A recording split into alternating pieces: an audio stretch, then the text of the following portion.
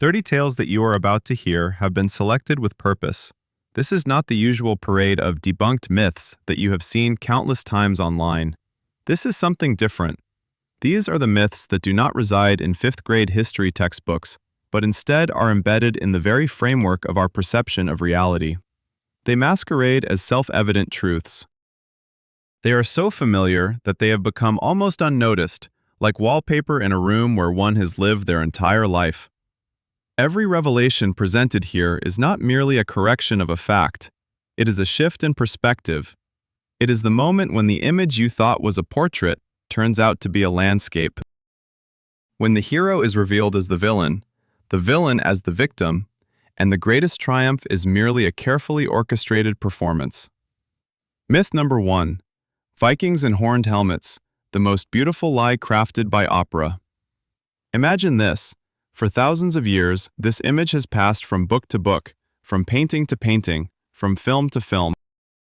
A mighty warrior from the north, whose face is scorched by the icy wind, whose hand grips the hilt of a sword, and above, a fearsome helmet adorned with 2 enormous horns, jutting out like those of an enraged bull. This silhouette has become iconic.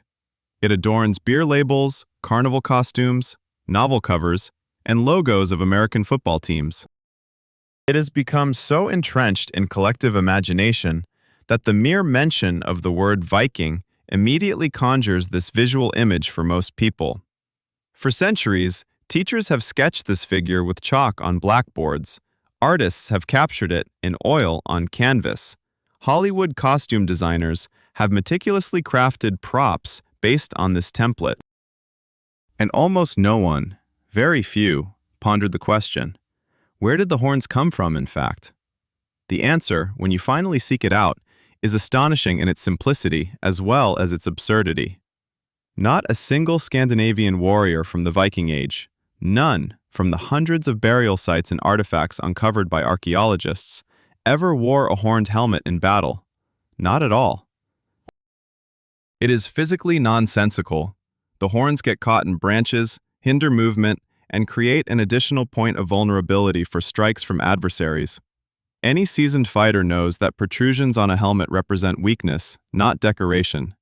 Scandinavian warriors were pragmatists. Their actual helmets, if they could even afford a metal helmet, which was rare for common fighters, were simple, conical shapes with a nose guard. There was no romance, no horns. So how did this image, which has taken the world by storm, come to be? The answer lies in one specific year and one specific name. The year is 1876. The name is Karl Emil Doppler, a German costume designer for theater. He created the costumes for the first performance of Richard Wagner's operatic tetralogy, Der Ring des Nibelungen, in Bayreuth. Wagner sought a grand spectacle of mythological monumentality. Doppler aimed for a visual impact, and he turned not to historical sources, but to his artistic intuition, and to one curious detail. The fact is, horned helmets did exist in Scandinavian culture. However, and this is crucial, they were never used in battle. Archaeologists have discovered them in the peat bogs of Denmark and Sweden, dating back to the Bronze Age, specifically around 1,200 to 1,000 years before our era, long before the Viking Age. These were ritual objects, ceremonial adornments for priests or special religious ceremonies. Combat weapons and liturgical utensils are not the same thing. Yet Doppler blended epochs, religion, and warfare into a single, vivid image. And this image resonated so powerfully that it continues to echo even today. The Ring of the Nibelung was a triumph. The entire educated world of Europe was discussing this production. Artists, illustrators, and writers all emulated Doppler's visual language, mistaking it for historical accuracy. Illustrations for books on Norse mythology that emerged in the late 19th and early 20th centuries predominantly reproduced this imagery. It made its way into children's encyclopedias, then into films, and subsequently into games and comics. However, what is most captivating here is not merely the error itself. What is truly fascinating is that the real Vikings were far more interesting individuals than their mythological counterparts. Actual Scandinavian warriors and traders belonged to a complex and multifaceted culture. They reached North America 500 years before Columbus. This has been confirmed by excavations at Lonso Meadows in Newfoundland. They traded in Constantinople and served as guards for Byzantine emperors, the famed Varangian Guard. They founded Dublin. They sailed to Greenland and Iceland. Some researchers trace remnants of their trade routes deep into Central Asia. Their society was unexpectedly intricate in legal matters. They had things, popular assemblies where disputes were settled and laws were made, and even free women could vote, which was a revolutionary practice for that time. Scandinavian women possessed the rights to divorce, inherit property, and conduct business independently, privileges that most European women were denied for many more centuries. Real Vikings paid attention to their appearance. The Arab traveler Ibrahim ibn Yaqub, who visited Scandinavian trading settlements, noted with surprise that these northern people combed their hair, bathed regularly, and cared for their nails. This sharply contrasted with the image of unkempt savages. The myth of horned helmets is not just a historical blunder, it is a symptom. A symptom of our affection for simple, visually compelling images, even when reality is richer, more complex, and more intriguing than any fabricated symbol. We stuck horns on the Vikings, and in that action, we lost sight of the real people, navigators, lawyers, traders, and explorers whose true accomplishments require no decorative horns to make an impression. Doppler was a great artist, but his legacy serves as a lesson about how easily a beautiful image can obliterate the truth, and how challenging it is for the truth to emerge from beneath decorations that weigh heavier than any metal. This myth emerged from a craving for spectacle and our fondness for monumental imagery. But the following narrative comes from a different realm, from the desire to attribute characteristics to genius that it never possessed. Because we find one great individual insufficient, we crave legends. Myth number 2. Mozart died in poverty and was buried in a mass grave. There are tales we recount repeatedly, for they are perfectly tragic in their construction. The genius who was misunderstood in life, poverty, isolation, an unmarked grave. This is a narrative we know all too well. The tragedy of Wolfgang Amadeus Mozart, who passed away at the age of 35 and was interred in a common pit where the bodies of the impoverished citizens of Vienna were discarded. Generations have echoed this story as a parable about the world's cruelty toward true talent. It has been recounted in schools. It was portrayed in the Oscar-winning film Amadeus. It has woven itself into the cultural DNA of civilization. Yet, it is nearly entirely false.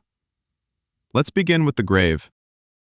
Yes, Mozart was buried in what is referred to as a common grave, in German, allgemeines Grab. However, this phrase is often misrepresented in popular understanding. By the late 18th century in Vienna, following the reforms of Emperor Joseph II, this method of burial was standard for most citizens, regardless of their social status.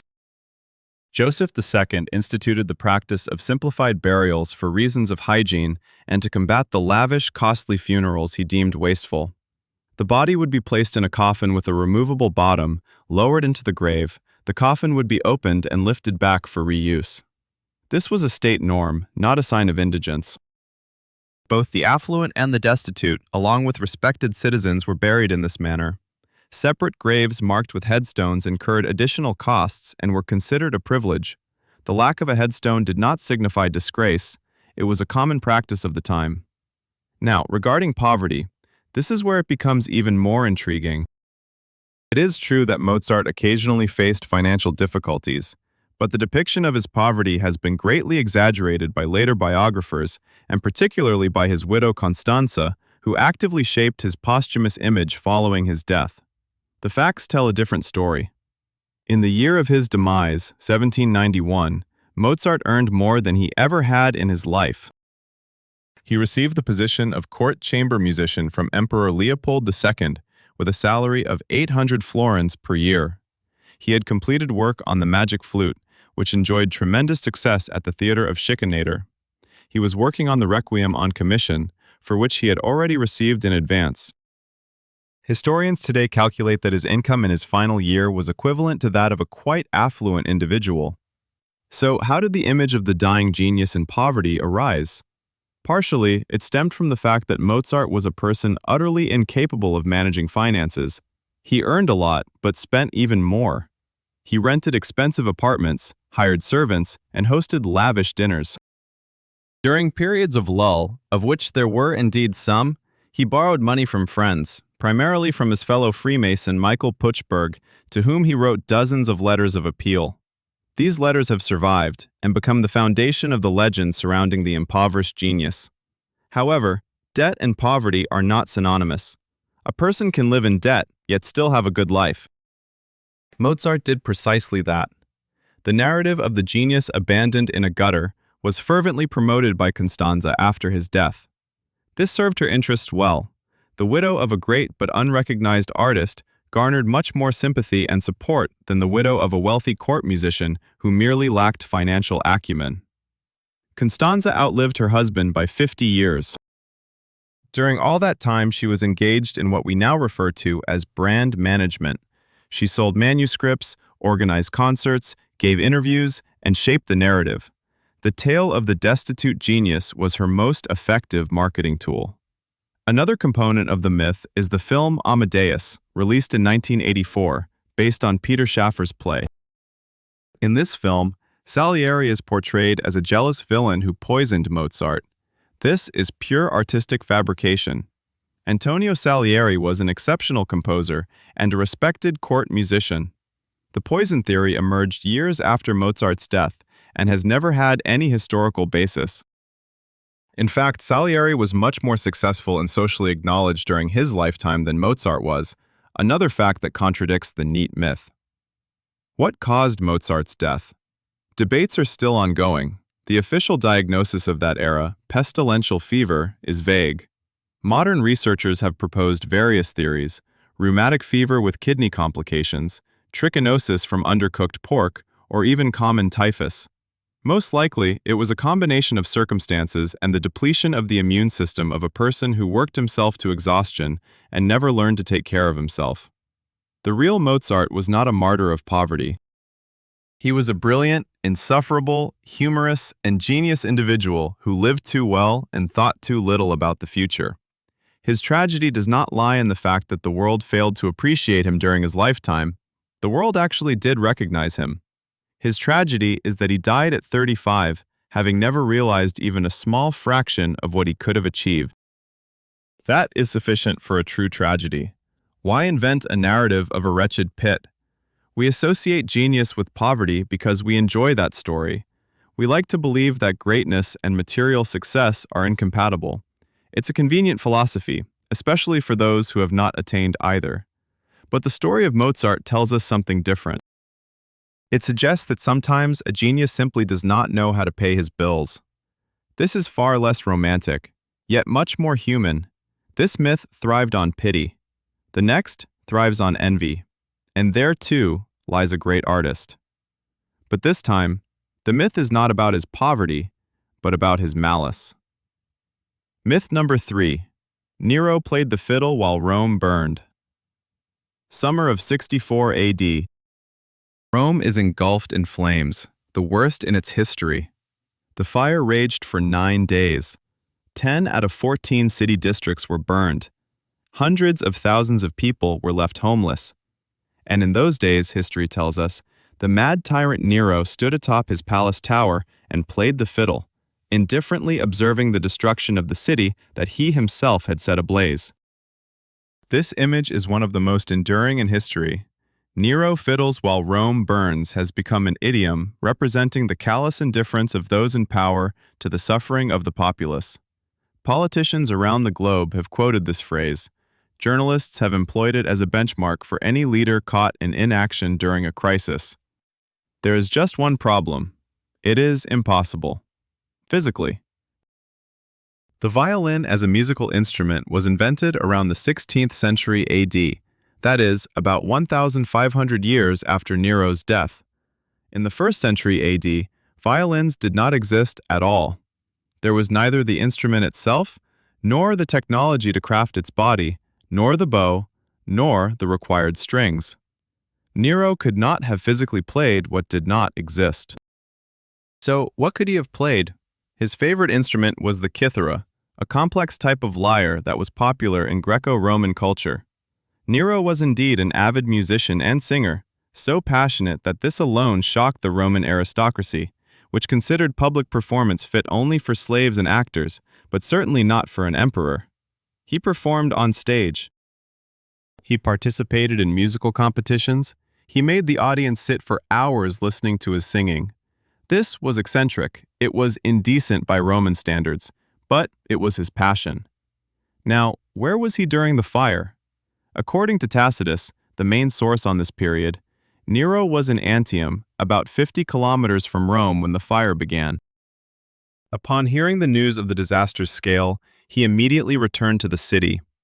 According to the same Tacitus, Nero opened the Mars field and his own gardens for the victims, arranged for food supplies, and lowered the price of grain. This does not quite resemble the behavior of someone apathetically playing a musical instrument. So, where did the legend originate? Its author, or more accurately, its amplifier, was the biographer Suetonius, who wrote about 50 years after the events in question. Suetonius states that Nero watched the fire from the tower of Maecenas, admiring, as he was said to, the beauty of the flames and sang "The Fall of Troy" in theatrical costume. This sounds more dramatic, although even Suetonius does not mention any violin, and he qualifies his account with phrases like, "as he was said to," and "it was reported that." These are already rumors documented a generation later. The arson theory is also highly questionable. After the fire, Nero built his grand palace and park complex, the Golden House, on the burned land, which gave his contemporaries grounds for accusations. However, historians remind us that Rome at the time was a wooden city, and fires occurred frequently, while building on burned land was a completely standard practice. Nero was indeed a brutal tyrant for other reasons. He executed his own mother, Agrippina. He killed his first wife, Octavia. He persecuted Christians, making them scapegoats for the fire. He had his share of real crimes. However, the legend of burning Rome and the violin is more convenient, more vivid, and more illustrative. It transforms a complicated, frightening, and contradictory individual into a caricatured villain. Caricatures are easier to hate. Complex individuals are harder to grasp. That is precisely why we opt for caricatures. The image of Nero with the violin is a creative montage drawn from various eras, sources, and tools. Yet, it is effective. It resonates because we prefer our villains to be straightforward. We want them easily identifiable from afar, by their stance, by the instrument they wield, by their indifferent smile against a backdrop of flames. The true story is far more intricate. It lacks the violin. Instead, it consists solely of fire, panic, politics, and a person whom future generations transformed into a symbol, because they needed a symbol. This myth is about power and its representation. The next one focuses on science and its portrayal. It will reveal to us how a single night in a library can alter what mankind has regarded as truth for 1,000 years. Myth number 4. Medieval people thought the earth was flat. Say this out loud and people will nod in agreement. Oh yes, of course. In the Middle Ages, people believed the earth was flat, and Columbus was the first to dare to prove otherwise. This narrative is so widespread that it has become part of the cultural foundation of Western civilization. It serves as a metaphor for ignorance, religious superstition, and dark ages. It is repeated in schools, in popular science books, and in speeches from politicians discussing progress and enlightenment, and it is almost entirely fabricated. Educated individuals of the Middle Ages were well aware that the earth was round. This knowledge was not a secret reserved for a select few. It was a widely accepted, well-supported scientific consensus documented in textbooks, taught in universities, and debated by philosophers and theologians. The Church not only did not deny the earth's spherical shape, it incorporated this knowledge into the Christian worldview. So where did the confidence in the opposite notion come from? We must return to the origins. The Earth's spherical shape was established in antiquity. Pythagoras proposed it in the 6th century BC. Aristotle, in the 4th century, provided several observational arguments in favor of its spherical form. Different constellations are visible in various parts of the world, and the Earth's shadow on the moon during lunar eclipses is always round. Eratosthenes, in the 3rd century BC, not only confirmed the spherical nature of the Earth, he astonishingly calculated its circumference, measuring the difference in the lengths of shadows in Alexandria and Syene on the same day. His calculation differed from the actual value by merely 1 to 2%. This was a triumph of rational thought. All of this knowledge was not lost. It transitioned into the Middle Ages through the works of Arab scholars and through Latin translations of ancient authors. Thomas Aquinas, the greatest theologian of the Middle Ages, casually referred to the Earth's spherical shape as a given in his writings. Dante, in the 13th century Divine Comedy, constructs his journey based on the spherical model of the universe. He descends through hell to the center of the spherical Earth, then ascends through purgatory and paradise. The entire geometry of the poem operates under the premise that the Earth is a sphere. Roger Bacon, a medieval scholar and monk, acknowledged the roundness of the Earth as an established fact in the 13th century. Any student attending a medieval European university would have studied the treatise On the Sphere by Johannes de Sacrobosco, which served as a standard astronomy textbook, where the spherical nature of the Earth was taken as a fundamental axiom. What was not understood during the Middle Ages was the size of the Earth. More specifically, this issue was contentious. Columbus did not persuade his patrons that the Earth was round. That was already common knowledge. Instead, he convinced them that the distance from Europe to Asia via a western route was sufficiently short to be navigated with the ships available at that time. Here he was mistaken, and the scholars of his time, his adversaries, were correct. They argued that the distance was too great and supplies would be insufficient. Columbus stubbornly underestimated the size of the Earth. He was fortunate that an unknown continent lay in his path. Otherwise, his expedition would have perished at sea. The myth of the flat Earth in the Middle Ages was intentionally constructed in the 19th century. It was actively propagated by two individuals, the American writer Washington Irving and the French historian Antoine-Jean Leboeuf. In his biography of Columbus, published in 1828, Irving crafted a dramatic scene where the courageous navigator confronts dull medieval theologians who insist on a flat Earth. This was a fictional creation included in a book that was positioned as historical. Leboeuf, in his writings, systematically exaggerated the religious obscurantism of the Middle Ages, contrasting it with the progressive 19th century. Why was this necessary? The 19th century experienced a profound conflict between science and religion. Darwin had just published On the Origin of Species. The Church was resisting.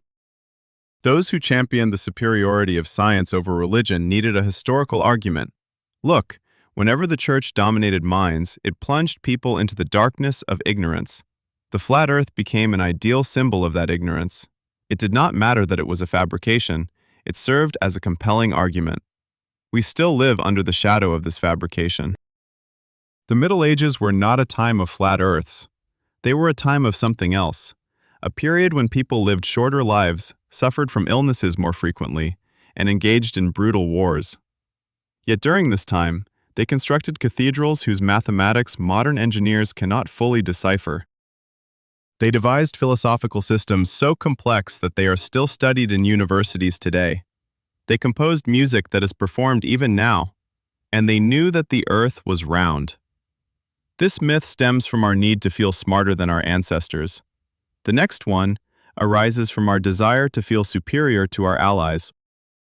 And within it lies the story of one of the most grandiose diplomatic manipulations in history. Myth number 5. Winston Churchill always believed in victory and never had doubts.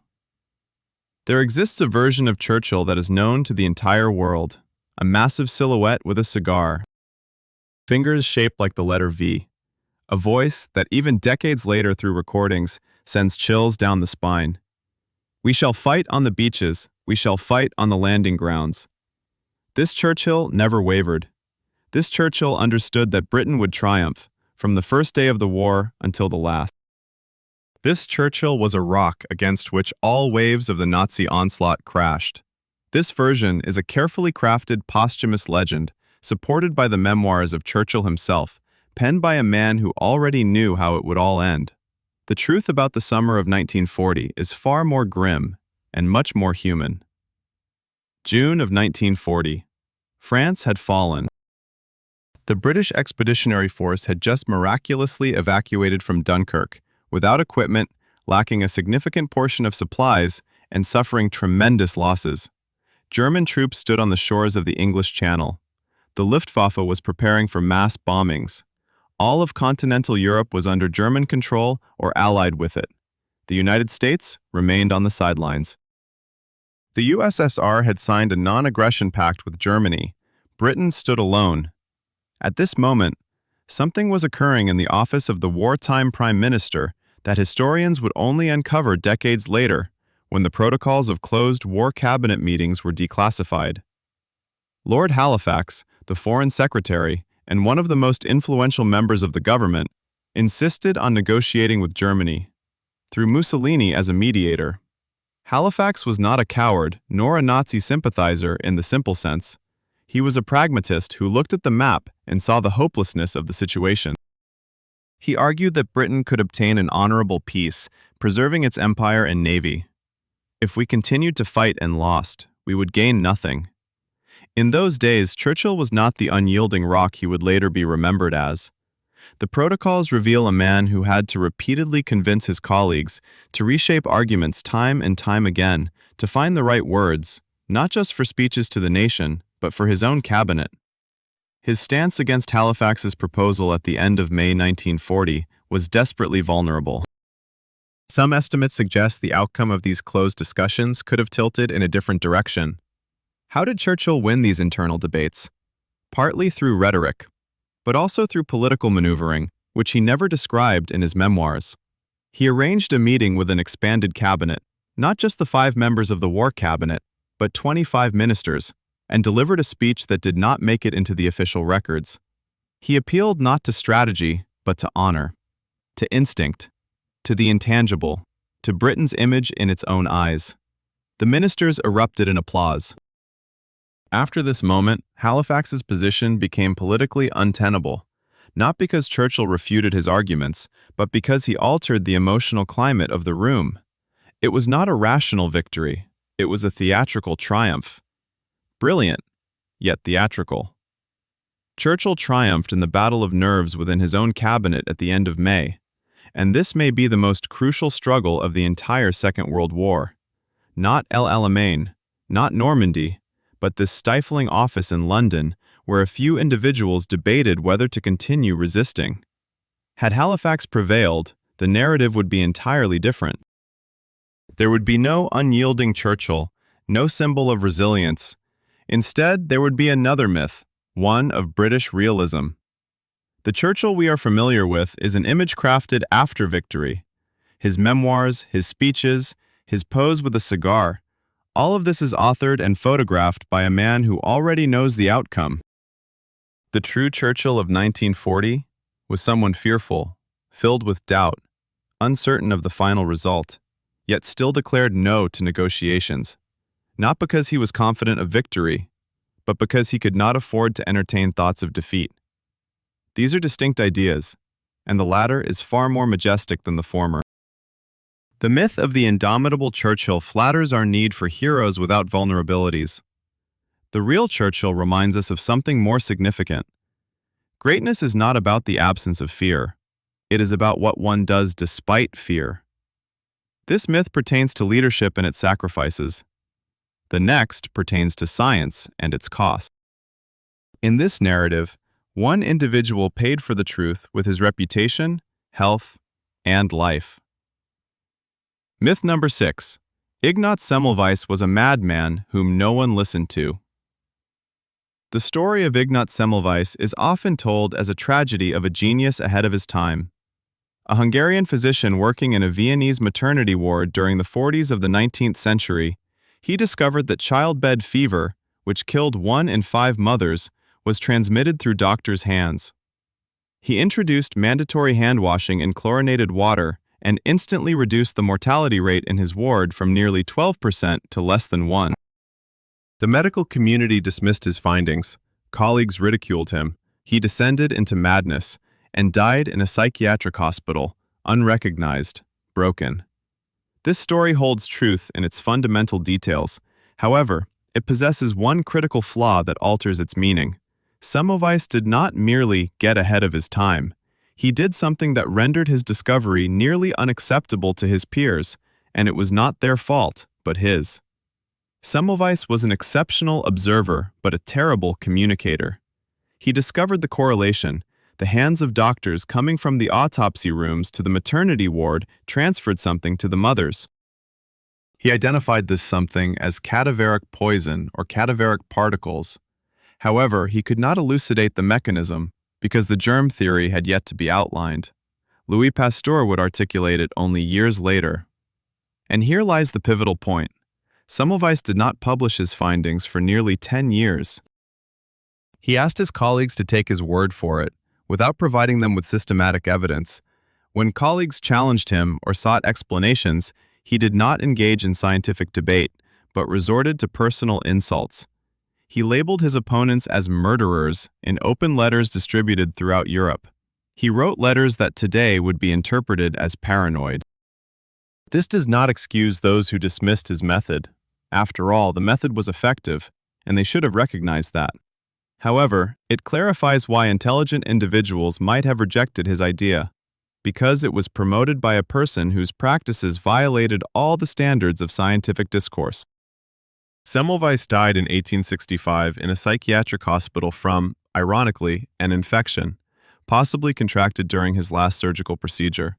He was 47 years old. Yet here's what often gets overlooked in the standard narrative. His method continued to be effective in his Vienna clinic throughout his tenure there. His immediate colleagues, witnessing the results firsthand, gradually adopted the hand-washing practice. His ideas were embraced and developed, but only after Pasteur and Lister established the scientific groundwork for explaining the mechanism. Semmelweis was correct. His method saved lives. His tragedy is real, but it is not entirely the tragedy we commonly recount. It is not simply a tale of genius versus ignorance. It is a story about how truth perishes when its bearer fails, or is unable, to defend it. This serves as a lesson for scientists, for reformers, for anyone who possesses knowledge capable of changing the world. It is not enough to be right. One must also be able to be heard. This is a myth about science and its language. The next is about war and its language. In this context, the most famous military defeat will prove to be something other than what it appears. Myth number 7. The charge of the Light Brigade at Balaclava was a reckless suicide due to a blunder. October 25, 1854, the Balaclava Valley in Crimea. 673 British cavalrymen on horseback advance in formation directly into the fire of Russian cannons. To the left, hills with artillery. To the right, hills with artillery. Ahead, straight along the axis of the attack, yet another battery. The charge lasts for 20 minutes. About 150 men are killed. Nearly half of the horses are either dead or injured. Poet Alfred Tennyson immortalized this charge in his poem, The Charge of the Light Brigade, written just weeks after the event. His lines, "Forward, Light Brigade, don't count the guns," instantly became a cultural touchstone in Victorian Britain. The charge was portrayed as tragic heroism, individuals who knew they were marching to their doom, but did not retreat from their duty. The standard version explains the disaster simply: a confusion of orders. Lord Raglan, the commander-in-chief, aimed to stop the Russians who were taking captured Turkish guns from the heights. Captain Nolan conveyed the order to Lord Lucan. Lucan misunderstood it. Lord Cardigan led the brigade in the wrong direction. No one is to blame. A tragic mistake. 600 lives lost due to a misinterpreted command. This version is convenient, and it conceals something far more unpleasant. The British Army during the Crimean War suffered not from an isolated order transmission error, but from a systemic affliction that can be termed aristocratic incompetence. Officer positions in the British Army were sold up until 1871. Quite literally, The rank of colonel cost several £1,000s sterling. Lord Cardigan, who commanded the Light Brigade, purchased his title. So did Lord Lucan. They were wealthy aristocrats who personally despised each other. Cardigan was married to Lucan's sister, and they were locked in bitter enmity. They actually refused to speak to one another directly. Lord Raglan, the commander-in-chief, did not see the battlefield from the front lines where he gave orders. He observed from above, from a height, and witnessed one view. Below, the reality was entirely different. Captain Nolan, who relayed the command, was known for his burning ambitions and disdain for caution.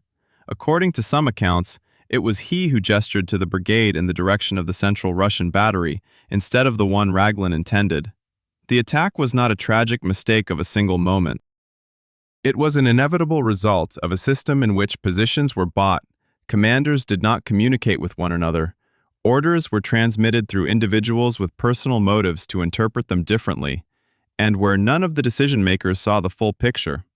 The tragedy of Balaclava became a tool for glorifying sacrifice while concealing incompetence.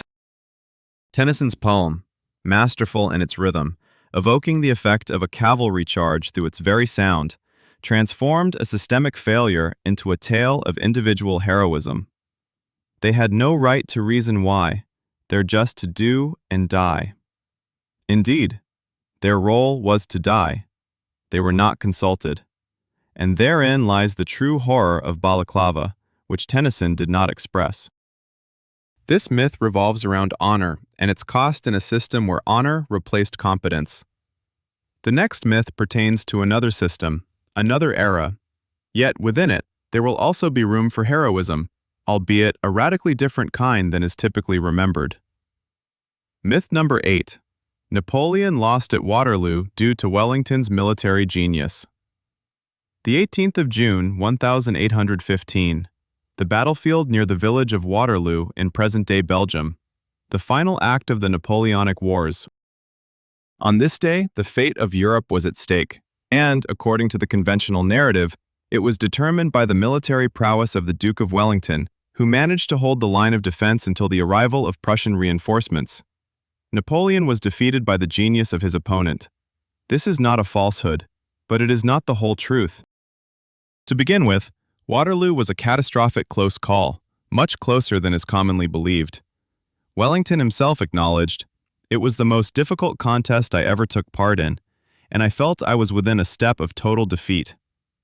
British and Allied forces were nearly overrun several times. Had Prussian Marshal Blücher been delayed by even one more hour, the entire narrative would have unfolded differently. However, the most intriguing aspect is not the battle itself, but what transpired in the days leading up to it. On the 16th and 17th of June, 2 days prior to Waterloo, Napoleon divided his army. Marshal Grouchy, with 30,000 soldiers, was ordered to pursue the retreating Prussians and prevent them from joining forces with the British. This very separation proved to be fatal. Grouchy pursued the Prussians. He heard the cannons of Waterloo. His generals insisted. They needed to move towards the sound of the cannons. They had to support the emperor. Grouchy refused. He adhered to the letter of the order rather than its spirit. The Prussians took advantage of his pedantry and arrived at Waterloo on time. The story of Grouchy is that of a man who literally followed orders at a moment when those orders had become outdated. It is one of the most painful tales of military inflexibility in history. The Austrian writer Stefan Zweig wrote an essay about him titled "The Hour of Humanity," in which he referred to this as Grouchy's minute, the moment when an ordinary person is given a chance to change history and fails to seize it. But Grouchy was not the only one defeated at Waterloo. Napoleon that day was ill. Historical accounts and medical analysis indicate a severe bout of hemorrhoids that prevented him from mounting his horse and possibly the onset of a kidney stone disease. His usual decisiveness was compromised. He began his attack several hours later than usual, waiting for the rain-soaked fields to dry out. This delay allowed the Prussians time to reach the battlefield. At Waterloo, Napoleon was defeated not only by Wellington and Blücher, he was defeated by Grouchy with his pedantry, the rain the previous night, hemorrhoids at a critical moment, and the fatigue of an army that had undergone 100 days of continuous political and military maneuvers. Wellington was an exceptional commander, yet his genius at Waterloo lay primarily in his ability to wait, to hold his position, not to panic. This is a trait just as valuable as brilliant maneuvering, but it is a different quality that is not so easily transformed into legend. Waterloo is not the triumph of genius over genius. It is the triumph of resilience, randomness, and hemorrhoids over the weary genius at the most inconvenient time. This myth illustrates how we simplify the defeats of great individuals, turning a series of coincidences into inevitability. The next myth concerns victories that turned out to be quite different. Myth number 9. Florence Nightingale saved the army with her kindness and lamp. Florence Nightingale, the woman with the lamp, the angel of the Crimean War. She walked through the night wards, lighting the way with her lantern, and her very presence healed the wounded. She single-handedly established modern nursing from scratch, driven by compassion and an unwavering conviction to help her fellow human beings. This is the almost official version. The real Florence Nightingale was a person from whom most of us would prefer to keep our distance. She was fanatically diligent, ruthless to herself and others, politically astute, and obsessed with one idea to such an extent that today it could be termed clinical obsession. And these traits are not flaws in her character. They were her true weapons. When Nightingale arrived in Scutari in 1854 with 38 nurses, the mortality rate in the military hospital was around 42%. Initially, her efforts showed no visible results. In the initial months, mortality rates actually increased. The standard narrative does not address this. However, Nightingale was not merely a nurse. She was an exceptional statistician. She invented, or at the very least dramatically enhanced, a form of the pie chart known as the polar area diagram or Rose diagram to visualize the causes of death. She meticulously gathered data, analyzed it, and arrived at a conclusion that fundamentally challenged her initial beliefs. The majority of soldiers did not die from wounds. They succumbed to infections caused by the disastrous sanitary conditions in the hospital.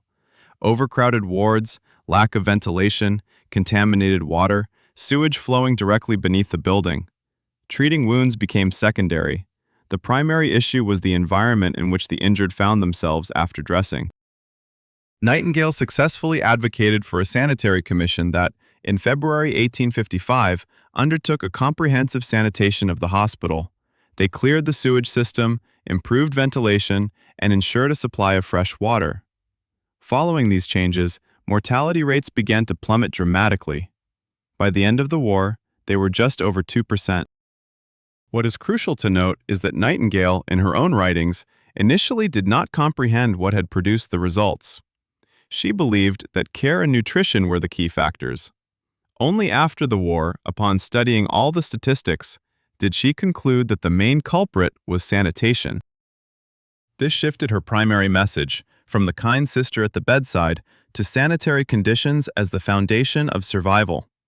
The image of the lady with the lamp was crafted by the press, particularly by journalist William Russell of the Times, whose reports from Crimea shocked the British public. Nightingale did indeed walk through the wards with a lamp. However, this was not a symbol of compassion. It was a working tool. At night, under dim light, she needed to check on patients' conditions, ensuring they did not die from dehydration or crises while the staff slept. The real Nightingale was someone who spent the last 50 years of her life remaining mostly in her room, presumably due to nervous exhaustion and possibly brucellosis contracted in Crimea.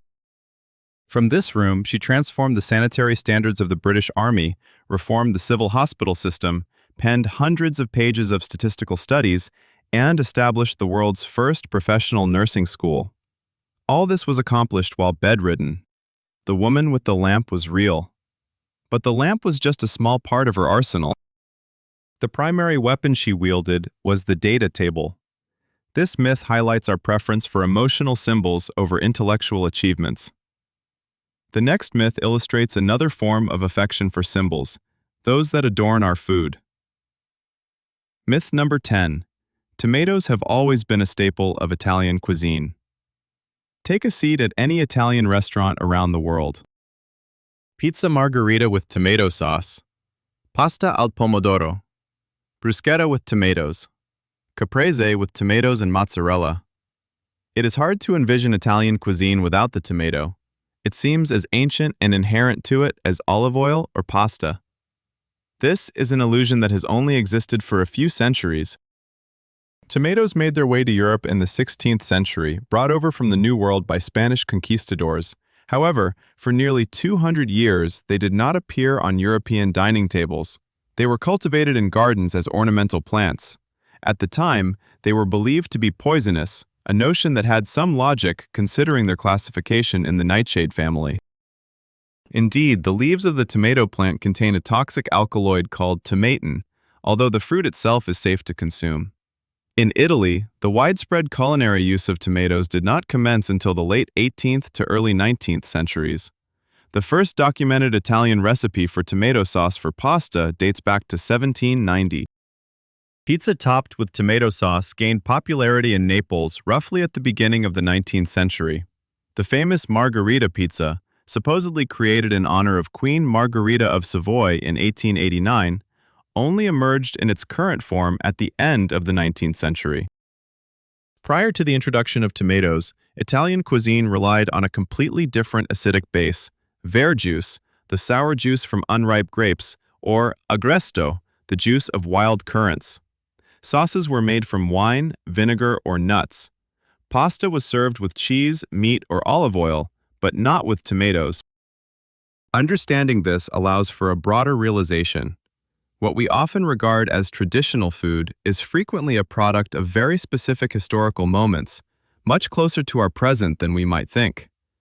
Traditional Italian cuisine with tomatoes is a relatively recent invention in historical terms. It is less than 300 years old. The irony is that the tomato is an American plant. The cuisine that the world considers the epitome of the Mediterranean is built upon a fruit hailing from Peru and Mexico. This perhaps stands as the most delicious example of cultural appropriation in the history of gastronomy. The same is true for many other traditional ingredients: potatoes in Ireland, chili peppers in Thailand and India, corn in Africa. All of these essential components of indigenous cuisines have American origins. Culinary traditions have been reshaped around new ingredients over several generations, and new traditions have become ancient so rapidly that no one remembers the previous versions. This myth revolves around tradition and its relative youth. The next one concerns another type of memory, the memory of nations and peoples, and how a single letter could alter the map of the world. Myth number 11. The First World War was inevitable. Europe was heading towards catastrophe on its own. The powder keg. Europe was ready to explode. War was unavoidable. These metaphors have become so embedded in the narrative surrounding the events leading up to August 1914 that the question, could the war have been avoided, seems naive. Generations of historians, politicians, and commentators have attributed the First World War to systemic causes, accumulated contradictions, an arms race, a network of alliances, and nationalism. The assassination in Sarajevo was merely a trigger, behind which lay a preordained charge that was destined to explode one way or another. This perspective is deterministic and convenient. It absolves individuals from personal accountability. If everything was predetermined by systemic forces, then no specific person bears the blame. History simply followed its course. Recent historical research, particularly Christopher Clark's book The Sleepwalkers, which was published in 2012, has significantly undermined this narrative. In July 1914, there was not just one point of no return. There were several moments when the war could have been averted by the decisions of specific individuals. Austria-Hungary did not desire a world war. It aimed to punish Serbia while preventing Russia's intervention. Germany provided Austria-Hungary with a blank check, hoping for a localized conflict.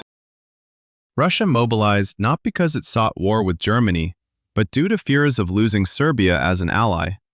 France was bound by an alliance with Russia, yet the French government during those critical days was aboard a ship returning from a visit to St. Petersburg. Britain, until the very last moment, did not send a clear signal, and this ambiguity, according to several historians, allowed Germany to underestimate the consequences.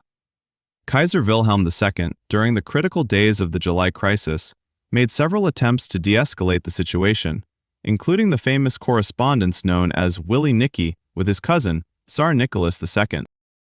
The Tsar had already ordered mobilization. Wilhelm pleaded with him to halt the machinery. Nicholas did pause, partly, briefly. Then his generals informed him that partial mobilization was technically impossible and that one could not hit the pause button halfway through. He rescinded the cancellation. This represents one of the key mechanisms of the tragedy. The military machines of the great powers operated according to plans developed years before the crisis. The German Schlieffen Plan necessitated an immediate strike against France through Belgium. This was dictated by logistics. The German military logistics allowed no alternatives for other scenarios. Russian mobilization initiated an unstoppable process. Every military plan was created under the assumption that the opponent had already set his plan in motion. Politicians in July 14 discovered the machinery had slipped from their grasp. They had created a system that had outsmarted them. War was not inevitable. It was tragically possible. These are distinct concepts.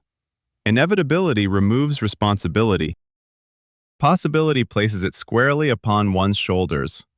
This myth, about the determinism of history and our affinity for it as a means to evade the question of accountability. The next myth pertains to another type of culpable party, those whom history designated as villains, although the reality was far more complex. Myth number 12. The Aztecs welcomed Cortés as a returning god. This is one of the most captivating and enduring legends of the conquest. Hernán Cortés arrived in Mexico in 1519. The Aztec ruler Montezuma II came out to greet him, led him to the capital Tenochtitlan, and treated him with remarkable reverence, because he believed Cortés to be Quetzalcoatl, the feathered serpent, a fair-skinned god who, according to legend, had departed to the east and promised to return. This narrative clarifies everything: why Montezuma did not attack, why he allowed the Spaniards into the city, and why he ultimately let himself be captured. It was a religious paralysis, a victim of a mystical coincidence. The issue is that this narrative has been largely constructed in hindsight. Mexican historian Kamal López Luján and several other researchers who examine the primary sources directly have demonstrated this. The legend of Quetzalcoatl as a fair-skinned god who sailed east and promised to return is a post-conquest narrative that was actively developed in the early decades after the conquest. Primarily, it emerged in texts written or dictated by Aztec informants under Spanish rule, often with the involvement of Spanish monks. This is significant. The story that the Aztecs mistook Cortés for a god benefited both sides, but for different reasons. For the Spaniards, it legitimized the conquest. It was not an act of violence, but the fulfillment of a religious prophecy. For some members of the Aztec elite, it provided an explanation for their defeat, transforming the humiliation into a tragic fate rather than a military disaster. What do sources close to the events indicate? Letters from Cortés himself to Charles V make no mention of Montezuma mistaking him for a god. In Cortés's accounts, Montezuma is portrayed as an intelligent, cautious ruler who refrains from attacking the strangers for political and military reasons.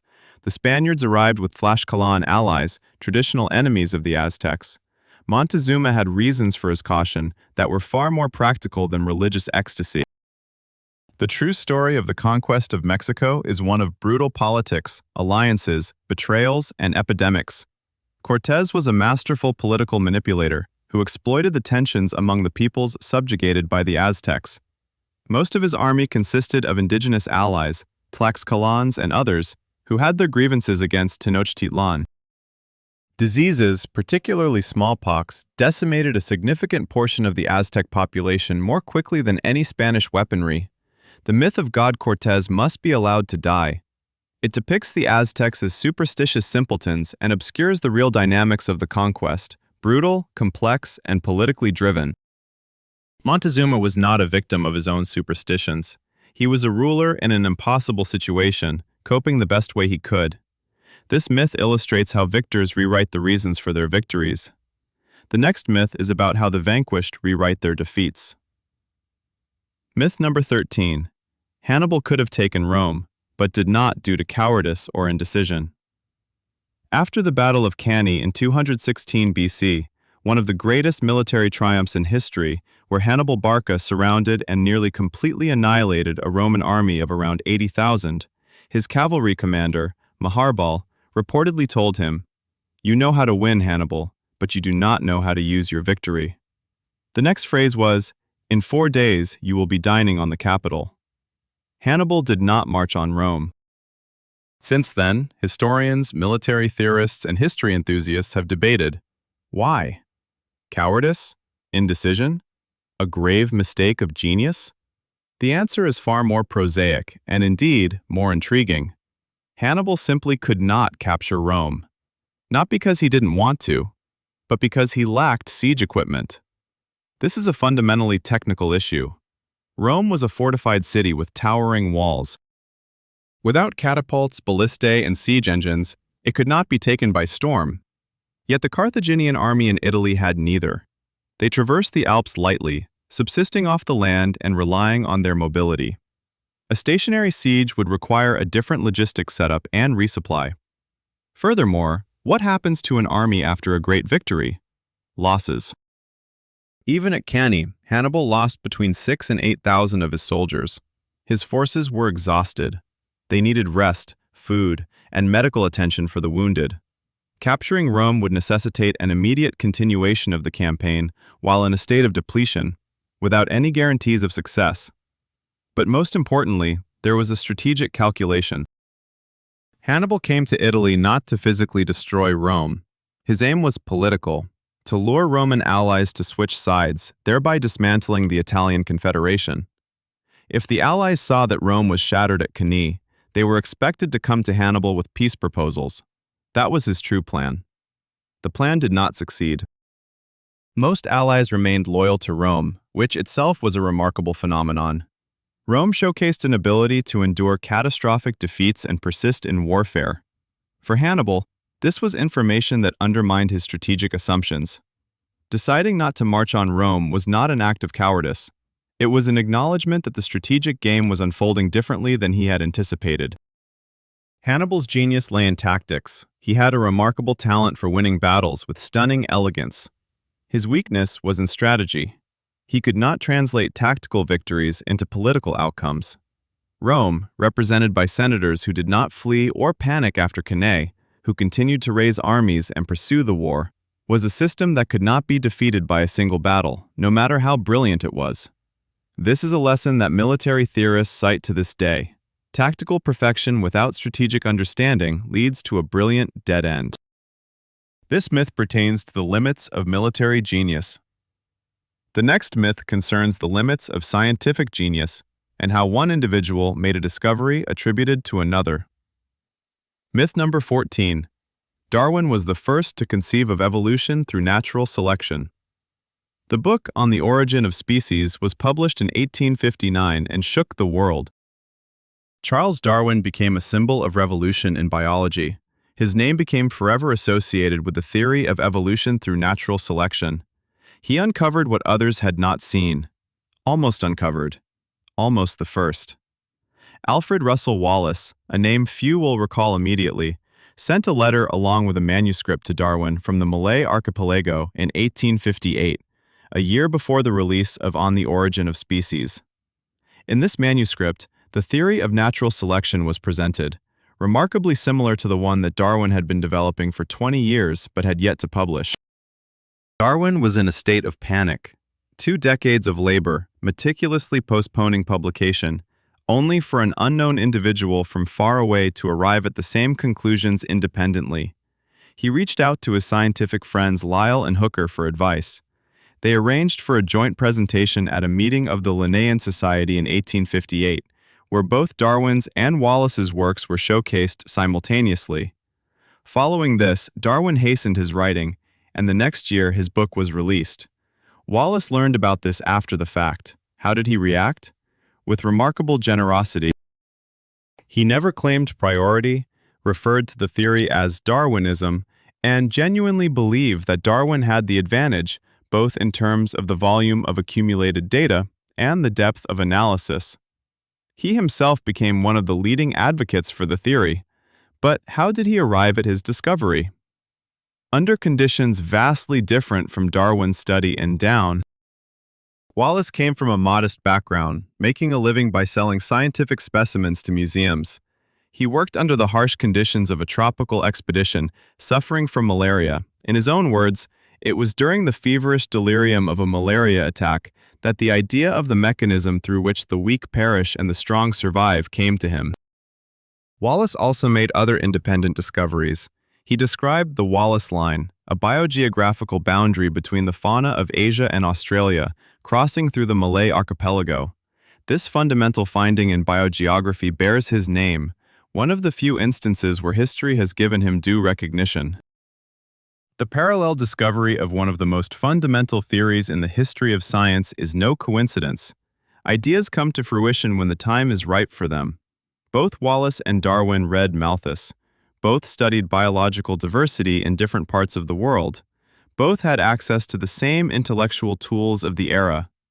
Darwin was a great scientist. However, the theory of evolution via natural selection presents that rare instance where history could have unfolded differently.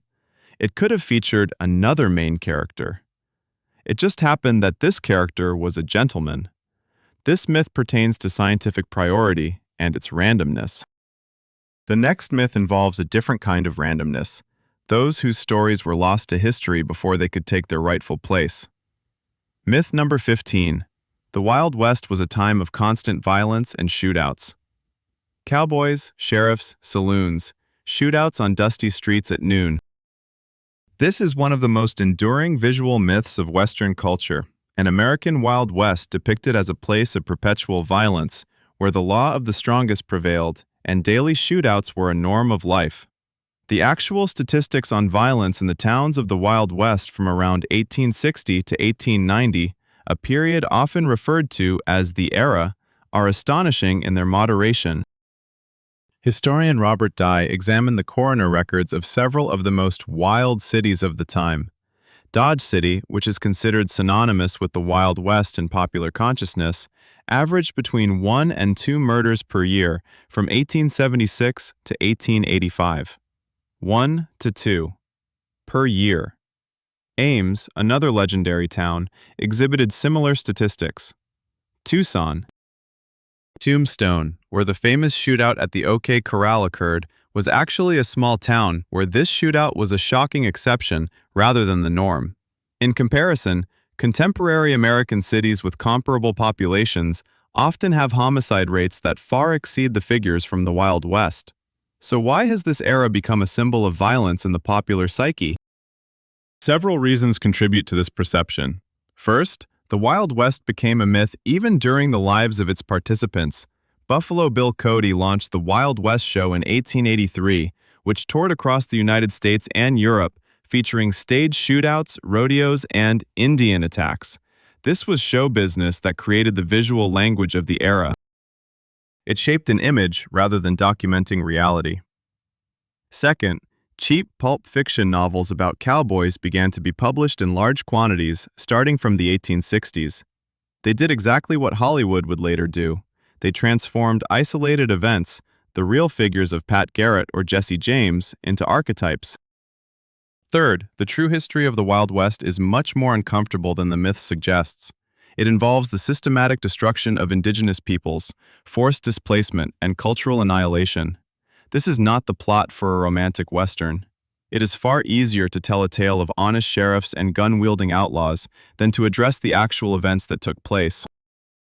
The Wild West was a time of expansion, opportunity, brutality, and hope all at once. But it was not characterized by daily shootouts. That image was crafted by those who sought to sell it. This myth illustrates how the entertainment industry rewrites history. The next myth explores how wars reshaped their participants. Myth 16. The Crusades were a war of religious fanaticism from the West against peaceful Islam. The Crusades represent a territory of extreme simplifications from both sides. For some, They are a testament to the inherent aggression and intolerance of the Christian world. For others, they symbolize the heroic defense of Western civilization. Both narratives are incomplete and overlook the context that makes the history far more complex. The First Crusade began in 1996, but what preceded it? A few decades earlier, the Seljuk Turks had conquered much of Anatolia, historically a Christian region, and defeated the Byzantine Empire at Manzikert in 71. Jerusalem, which had been under Arab control since the 7th century, came under Seljuk control, known for their harsher treatment of Christian pilgrims. This is why Byzantine Emperor Alexios I sought assistance from Pope Urban II. The Crusades were, among other things, a response to military expansion rather than its cause. This, however, does not excuse the atrocities that were committed. The First Crusade was marked by pogroms against Jews in the Rhine region, long before the Crusaders reached the Levant.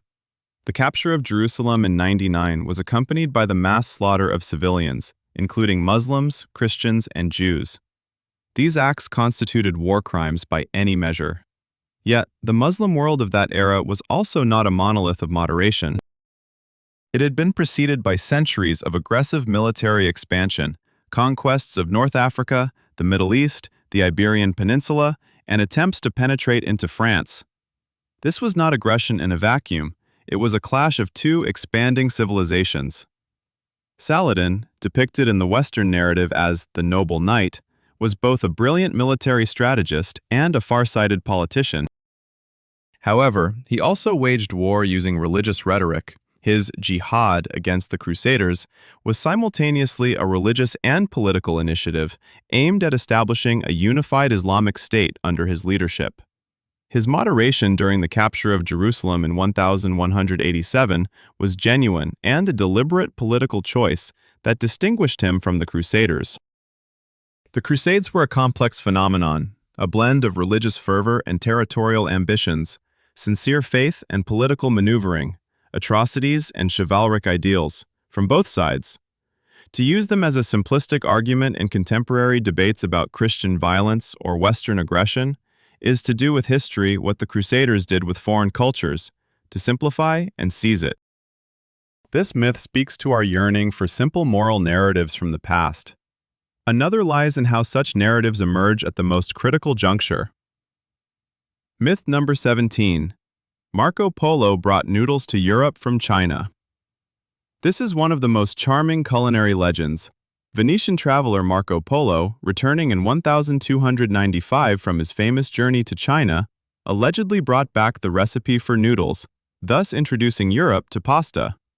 The legend explains the similarities between Chinese noodles and Italian macaroni while romanticizing the story of pasta's invention. The problem is that this is untrue, and it is easy to prove. Pasta had existed in Italy long before Marco Polo. Documentary evidence of its use in Sicily dates back to 1154, over a century before Marco Polo was born and a century and a half before his voyage to China. The Norman geographer Muhammad al-Idrisi described the production of dried pasta in Sicily, made by the Arabs who had conquered the island in the 9th century. It was from the Arabs that Sicily acquired the technology for drying pasta, a significant discovery that allowed it to be preserved for months. In notarial records from Genoa dating back to 1279, a year before Marco Polo's departure to China, there is a mention of una baricella plena de macaronis, a basket filled with macaroni, discovered among the belongings of the deceased. This serves as tangible evidence that pasta existed in northern Italy prior to Marco Polo's return. Where did the legend originate?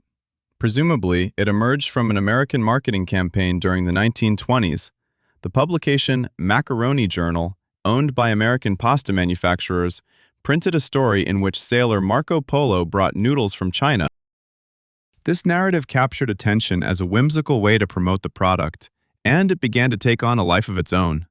Pasta is a product with multiple independent inventions. Grain-based dough, rolled out thinly and either dried or boiled, appeared independently in various cultures, Arab, Chinese, and Italian.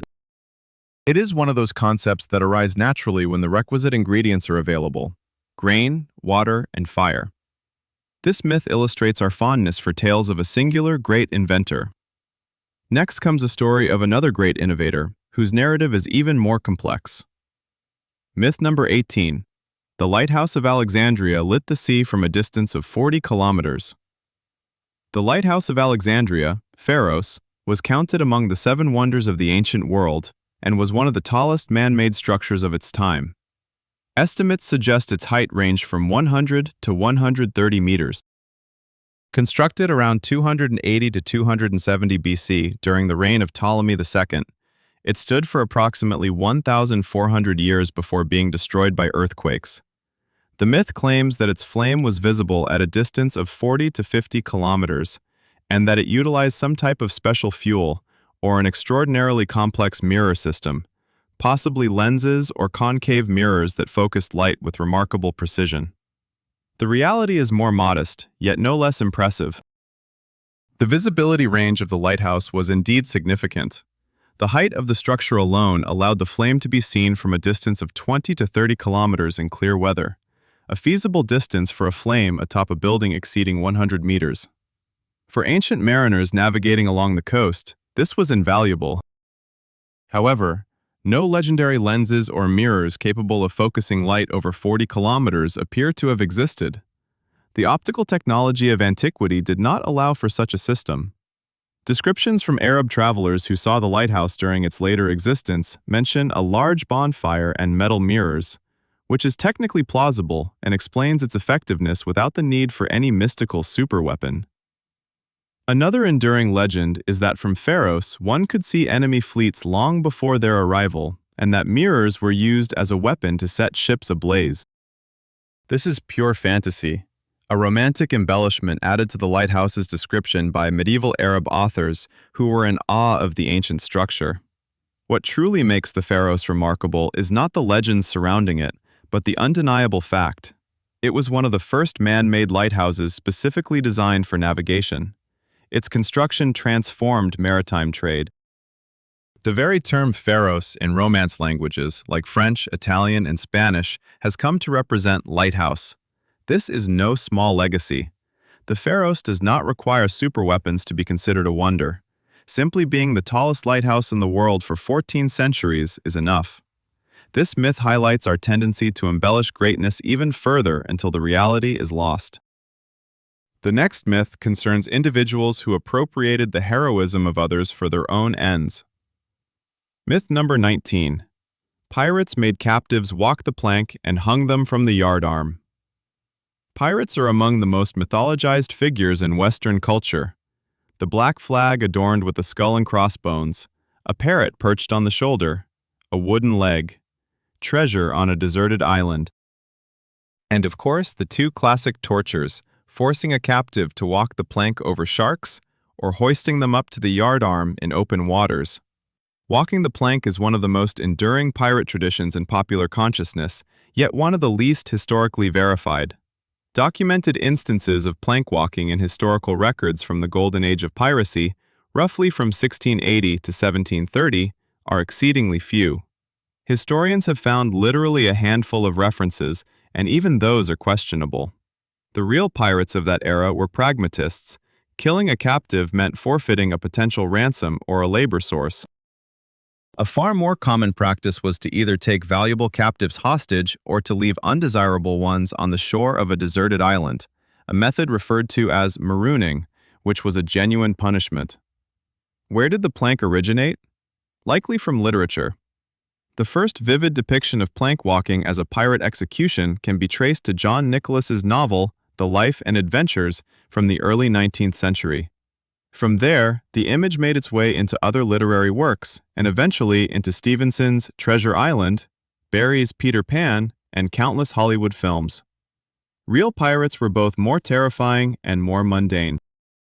They operated on the principles of a commercial enterprise, taking contracts and distributing loot according to established rules. Some pirate articles even included provisions resembling early social insurance, compensation for limbs lost in battle. They were brutal, yet systematically so, without any dramatic flair. The black flag with the skull, Jolly Roger, also appeared later than commonly believed. The earliest references date back to the early 18th century. Prior to that, pirates typically flew a red flag, signifying that no mercy would be shown, or had no specific flag at all. The true history of piracy is a story of individuals, often deserters from merchant or naval ships due to harsh treatment and meager pay, who established quasi-democratic governance structures aboard their vessels and instigated armed rebellion against the trading system. This is a significantly more politically uncomfortable narrative than the amusing adventures with a parrot. This myth concerns the romanticization of crime. The next one touches upon the romanticization of science. Myth number 20. The invention of the printing press instantly launched the Enlightenment. Johann Gutenberg, Mainz, around 1450. The first printed book. Knowledge poured into the world like water from a breached dam. The church's monopoly on information collapsed. People began to read, think, and question. The Reformation, the Scientific Revolution, the Enlightenment. A direct line from Gutenberg's printing press to Voltaire. This tale of a transformative technology is a favorite narrative among techno-optimists throughout history. Its appeal lies in its simplicity. New technology changes everything. The truth, however, was slower, more complicated, and in some ways unsettling. In the first decades following the invention of the printing press, the most widely circulated books were not scientific treatises or liberal pamphlets. They were indulgences, the very ones that Luther would later criticize. The Church was the first to recognize the printing press as a tool for the mass reproduction of its documents. In the initial half-century of printing, the majority of published works were religious texts, prayer books, and theological treatises. Furthermore, the first 50 years following the invention of the printing press primarily reproduced the manuscript tradition. The same fonts mimicked handwriting, the same texts that had previously been copied by monks. The printing press was initially a tool for reproducing what already existed rather than disseminating anything new. The Reformation, which began in 1517, indeed leveraged the printing press in a revolutionary manner. Luther's theses spread across Germany with unprecedented speed. Yet, nearly 70 years elapsed between the invention of the press and the Reformation. Moreover, the Reformation did not only give rise to enlightenment, it also triggered brutal religious wars, a new scale of the Inquisition, and mass book burnings. The printing press disseminated not only knowledge, but also superstitions on an industrial scale. Pamphlets about witches were circulated as readily as those regarding heliocentrism. The Hammer of Witches, a treatise that served as a guide for witch hunters, saw numerous reprints. The spread of literacy went hand in hand with the spread of paranoia. Technology is neutral. It amplifies what already exists, both the good and the bad. This is perhaps the most relevant lesson for our time, as we once again experience a revolution in information technology and again anticipate immediate enlightenment from it. This myth pertains to technological determinism. The next one relates to biological determinism, and about how one of the most famous experiments in psychological history turned out to be considerably less pure than we have been led to believe. Myth number 21. The Stanford prison experiment proved that power turns people into sadists. 1971. Stanford University. Psychologist Philip Zimbardo gathered students and randomly assigned them roles as guards and prisoners in a makeshift prison. Within a few days, the guards began to treat the prisoners harshly, humiliating, depriving them of sleep, and mocking them. The experiment had to be halted prematurely. The conclusion drawn was that roles influence behavior. Any ordinary person, when given power over another, can become a sadist. This helps explain Auschwitz. It elucidates Abu Ghraib. The Stanford prison experiment has become one of the most cited studies in the history of psychology. It has been included in textbooks. Films have been made about it. It has evolved into a metaphor for explaining the evil in human nature. Yet, in many ways, it was a fabrication, or, to put it more gently, so methodologically compromised that drawing any conclusions about human nature based on it is impossible. In 2019, journalist Ben Blum gained access to previously classified recordings of the experiment. Here's what he found. Zimbardo himself actively played the role of the prison superintendent. That is, he was not a neutral observer, but rather a participant who set the tone. His assistant, David Yabbs, provided the guards with specific instructions on how to behave cruelly. The recordings reveal, "We want the guards to feel powerful. You must create a sense of boredom, fear, and arbitrariness among the prisoners." One of the guards, who later gave an interview, admitted that he consciously played a role inspired by a character from the movie Cool Hand Luke. He pretended to be cruel because he thought that was what was expected of him. Another guard refused to torment the prisoners and was subsequently almost excluded from consideration in the final report. The prisoners, who started to experience breakdowns, requested to go home and were denied, even though they could formally leave. One of them feigned psychosis, hoping he would be released. He was not set free. This was no longer a psychological experiment. It was exploitation. Zimbardo did not publish the complete original data. His experiment has never been replicated, at least not with the same results. Attempts at replication yielded significantly more moderate conclusions. This is important not merely as a story about scientific misconduct. It holds significance because Zimbardo's evidence has been used in serious discussions regarding accountability for war crimes, the structure of prisons, and the nature of authority. All these discussions were partly based on data that were far less reliable than they seemed. The real issue, whether role can transform behavior, remains unresolved. The answer is likely yes, under certain conditions. However, this answer is much more complex than the notion that anyone will become a sadist if given power over another. This is the myth about trust in authorities within science. The next one concerns trust in authorities within medicine. Myth number 22. Open heart surgery was invented in the mid-20th century. 1953. Surgeon John Gibbon performed the first successful operation utilizing a heart-lung machine in Philadelphia. This event is often regarded as the birth of modern cardiac surgery, and rightly so. However, there is an overlooked aspect of the story that frequently remains in the shadows. 19 years prior to Gibbon's achievement, in 1934, Soviet surgeon Sergei Brukhanenko conducted a demonstration at a conference in Moscow that astonished the attending scientists. He presented an isolated dog's head that responded to stimuli, blinking in reaction to bright light and reacting to odors. The head was connected to a device called the autovector, a mechanical pump that circulated blood through it. While this was not a heart-lung machine in the conventional sense, it demonstrated that a mechanical pump could take over the function of the heart. This demonstration was documented and discussed in scientific literature. Yet, the contributions of Soviet scientists in a field often viewed as a Western achievement frequently go unnoticed in English-language historiography.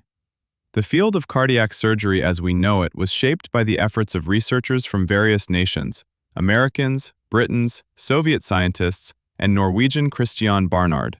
Technically, a South African surgeon who performed the world's first heart transplant in 1967. However, the narratives presented in textbooks often follow a nationalistic framework. American textbooks focus on Americans, while British ones spotlight Britons. The contributions of others tend to remain peripheral. Behind every first in the history of medicine lies a complex network of predecessors, parallel researchers, and unjustly forgotten pioneers. A first is always part of a continuum that began long before that particular moment. This myth revolves around nationalism in the history of science. The next, how nationalism constructs other myths. Myth number 23. The Treaty of Versailles was the main reason for Hitler's rise to power. The Treaty of Versailles, 1919. Germany humiliated, crushed by reparations, stripped of territories. Out of this humiliation, Nazism emerged. This is the standard explanatory framework used by political scientists, historians, and journalists.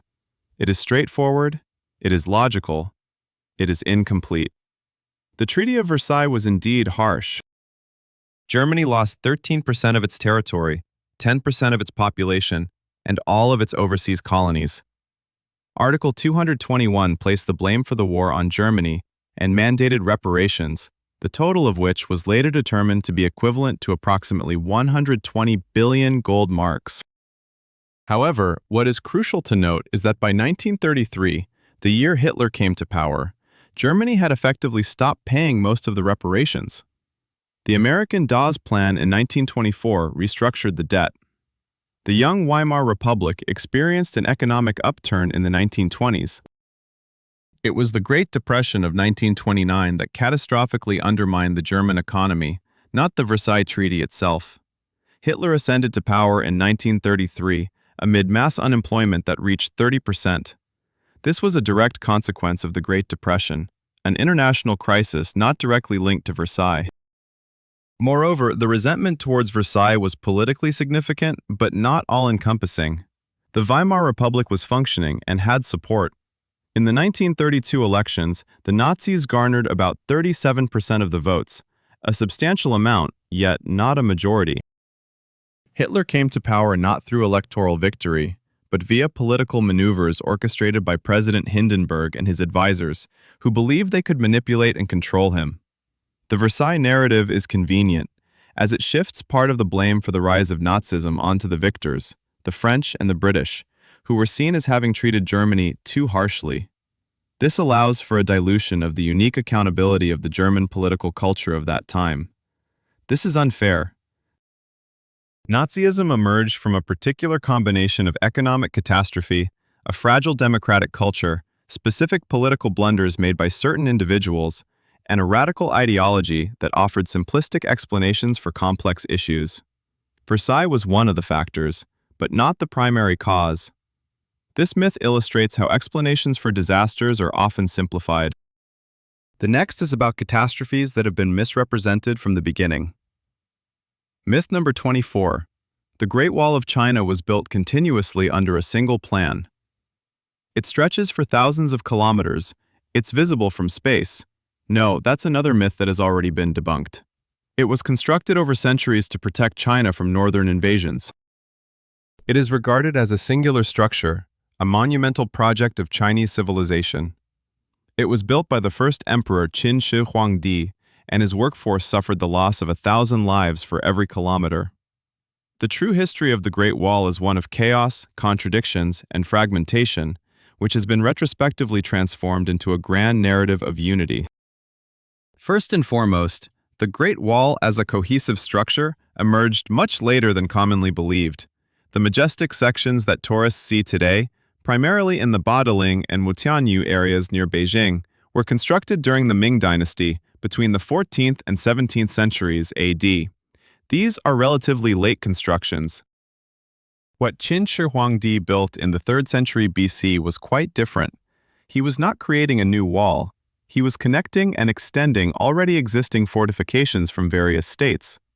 These fortifications were much more modest, built from earth and wood rather than stone and brick.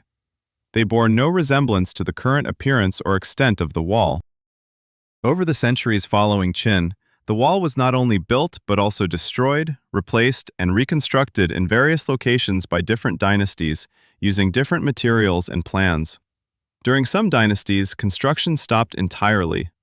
During the Mongol Yuan dynasty, no walls were constructed. After all, why would the Mongols need protection from themselves? Another point often overlooked is that the wall frequently fell short of its defensive objectives. The most formidable invasions, by the Mongols and the Jurchens, did not hesitate to breach it. Sometimes it was crossed through agreements with corrupt border guards. At other times, it was simply circumvented. The wall, despite its grandiosity, was not an insurmountable barrier, but rather a tool for regulating traffic, a demonstration of state power, and a line along which defense could be organized, though not a guarantee of safety. The workforce that built the wall, or more precisely its various sections throughout different periods, did indeed include prisoners and forced labor, particularly during the Qin dynasty. Mortality rates were high. However, the figures often cited in popular literature, 1 million dead or a body in every meter of wall, lack historical corroboration. The Great Wall is a remarkable achievement. Yet, it is not what it seems. It is not a singular structure, not a continuous construction project, nor an impenetrable defense. Instead, it represents a discrete, contradictory, centuries-long response to a recurring problem, assembled from different eras into a narrative needed later for a national myth. This tale illustrates how nations construct their past. And it shows that the architecture of memory functions just as effectively as stone masonry. This myth revolves around monuments and their histories. The next myth concerns individuals who became monuments during their lifetime. Myth number 25.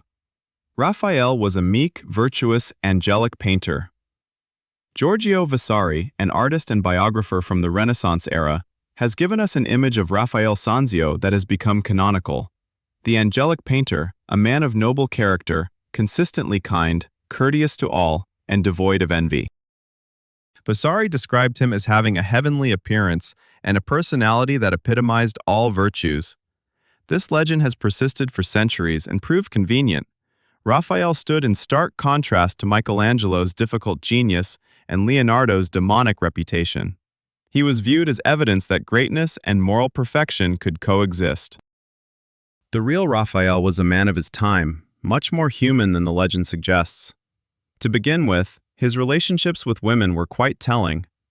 Raphael never married, despite an official engagement to a cardinal's niece, which he used to further his career at the papal court. Instead, he maintained a long-term, passionate, and scandalous affair with a woman known as La Fornavina, the baker's daughter. Reports suggest that this was Margherita Luti, the daughter of a baker, and their relationship drew considerable attention given his status. Several sources claim that Raphael died in 1520 from the effects of a night of excessive revelry, specifically from a fever believed to have begun after one of his meetings. He was 37 years old. His relationship with Michelangelo was not merely a rivalry, as often portrayed. It encompassed genuine animosity. Raphael gained access to the Sistine Chapel while Michelangelo was still working on the ceiling to observe the incomplete frescoes. Michelangelo was furious about this intrusion. Some historians believe that it was Raphael who informed Pope Julius II about the nature of Michelangelo's work, a revelation that hastened the official inauguration of the Sistine Chapel before Michelangelo was ready. At the papal court, Raphael functioned not only as an artist, but also as an architect. He was appointed the chief architect of St. Peter's Basilica, following Bramante's death, and a sort of cultural manager, overseeing the project of cataloging and preserving the ancient monuments of Rome. This role required political acumen, as it involved navigating the interests of various aristocratic families. His angelic quality lay in his ability to create images of such harmonious beauty that viewers experience something transcendent. This is true. Yet behind that artistry was a man who was skilled in intrigue, adept at seduction, and capable of leveraging his position, all while maintaining an unstoppable productivity. He was not an angel. He was a genius with character. This makes him all the more fascinating. This myth illustrates our desire to idealize creators. The next myth revolves around our tendency to demonize other figures from history. Myth number 26. Mary Magdalene was a prostitute. This is one of the most enduring myths in Christian history. Mary Magdalene is often depicted as a repentant sinner, a former prostitute forgiven by Jesus. This image has been reproduced in art, literature, and theological texts for nearly 1.5 millennia. It served as a foundation for sculptures by Donatello and Titian. It has become ingrained in the collective religious consciousness of Western Christianity as an accepted truth. The only issue is, the New Testament makes no mention of this. Mary Magdalene is referenced several times in the Gospels, in each instance as a prominent figure. She was among the followers of Jesus, providing material support for his ministry. She was present at the crucifixion. She was the first person to whom the risen Jesus appeared, and it was she who first informed the apostles of the resurrection. For this, she holds the title of equal to the apostles and apostle to the apostles in Orthodox tradition. Nowhere in the canonical Gospels is she called a prostitute or sinner. The only reference to her past is that 7 demons were cast out from her. In the textual norms of the time, this does not imply sexual sin. Rather, it suggests an illness or spiritual state. So who is the sinner? Other women are mentioned in the Gospels: an unnamed sinner who bathed Jesus' feet with perfume in a Pharisee's house, and Mary of Bethany, the sister of Lazarus, who similarly anointed his feet. These three women are distinct characters in separate gospel narratives. The confusion began in the year 1601, when Pope Gregory I delivered a sermon in which he equated all three women with Mary Magdalene. This was not an official theological declaration, it was a sermon. However, it carried immense cultural weight. From this point forward, the image of Mary Magdalene as a fallen woman became dominant in Western Christianity. In 1969, the Catholic Church officially acknowledged this as a misconception and amended its liturgical texts. However, by that time, the image had persisted for almost 1,500 years and had deeply ingrained itself in the cultural consciousness. Why did this myth prove so resilient? Because it served a purpose. The portrayal of a repentant sinner fulfilled moralizing aims. It reinforced certain views about women and their roles in religious life. It provided a convenient categorization for a woman who held too significant a place in the gospel texts to be simply overlooked. The real Mary Magdalene, according to textual evidence, was a prominent figure in early Christianity. Her image was rewritten to make her seem lesser. This story is not merely about one woman. It's a tale of how images are constructed. This myth exemplifies how religious narratives are rewritten to suit the needs of the time. The next one illustrates how political narratives are altered to meet the requirements of the victors. Myth number 27. Charlemagne was the father of Europe in a cultural sense, an enlightened monarch and patron of the arts. Charlemagne occupies a unique position in the pantheon of European history. He was the first European ruler to unite much of the Western continent under a single authority. A pioneer in education, during his reign, a court academy was founded and schools were established at monasteries. He was the man under whose rule the Carolingian Renaissance flourished, a patron of scholars and artists, the father of Europe. This image is part of the official European ideology. The annual Charlemagne Prize is awarded in Aachen for contributions to European unity. Recipients have included Churchill, Adenauer, de Gaulle, Pope John Paul II, and Bill Clinton. Now, let us include what is often omitted in this context. Charlemagne was one of the most brutal conquerors of his time. His Saxon campaigns lasted 32 years, from 772 to 804, and were marked by systematic atrocities. In 782, following negotiations after quelling a rebellion in Verdun, he ordered the execution of 4,500 captured Saxon hostages in a single day. This mass killing, chronicled as the Massacre of Verdun, the Christianization of the Saxons was conducted forcibly. A specific edict prescribed the death penalty for non-compliance with Christian rites, pagan worship, and refusal to be baptized. The religious freedom that modern, European values often tout and Charlemagne's violent Christianization are hard to reconcile. Though dubbed the patron of education, Charlemagne himself could not write. He learned to do so in adulthood. According to his biographer Einhard, he practiced writing letters by keeping tablets under his pillow to train at night. It is not a disgrace. Many medieval rulers were illiterate. However, it creates a somewhat different image of a patron of learning. The Carolingian Renaissance was indeed real. Charles truly gathered scholars at his court, established a system of schools, and reformed Latin script. But this was primarily done for administrative reasons, to unify and manage a vast and diverse empire. Education served the state apparatus. This does not render Charles a villain. He was a man of his brutal, complex era. However, transforming him into a symbol of peaceful European integration reflects a projection of contemporary values onto someone who built his state through fire and sword. This myth illustrates how history selectively extracts elements from the past that serve the present. The next one addresses how history sometimes loses elements along the way. Myth number 28. Sherlock Holmes, the product of pure imagination by Conan Doyle. Elementary, my dear Watson.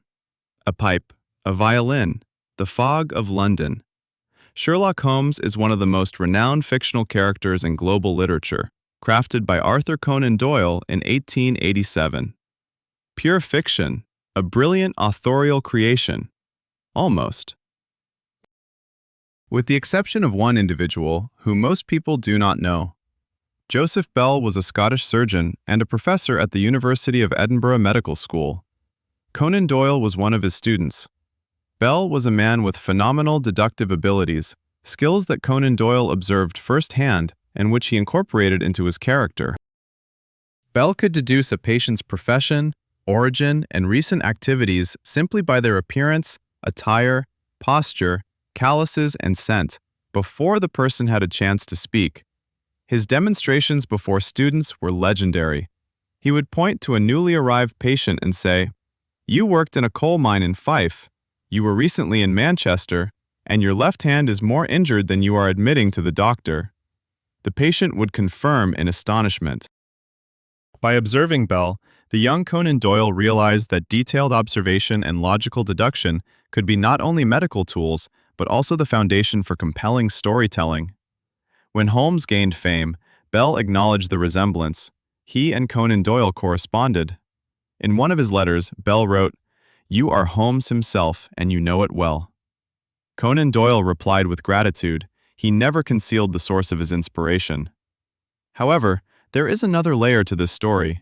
Bell applied his analytical skills not only in medicine. In the late 19th century, when several high-profile criminal cases emerged in Scotland, Bell was consulted as an advisor for the investigations. His analysis of evidence and witness testimonies in a poisoning case in Edinburgh helped identify the criminal. In other words, the real-life prototype of Sherlock Holmes engaged in the same activities that Sherlock Holmes does in the novels. Reality mimicked literature, or, more precisely, literature so accurately reproduced reality that they became intertwined. There is also a second real prototype, one that is less known. The American author Edgar Allan Poe created the detective Auguste Dupin in 1841, 46 years before Holmes. Arthur Conan Doyle read Poe and acknowledged his influence. Dupin also utilized analytical deduction and was an eccentric with unique intellectual abilities. Holmes stands on the shoulders of Dupin. Great fictional characters are rarely conceived from thin air. They arise from observing real individuals, synthesizing existing traditions, and through painstaking work of an imagination fueled by reality. Holmes is no exception.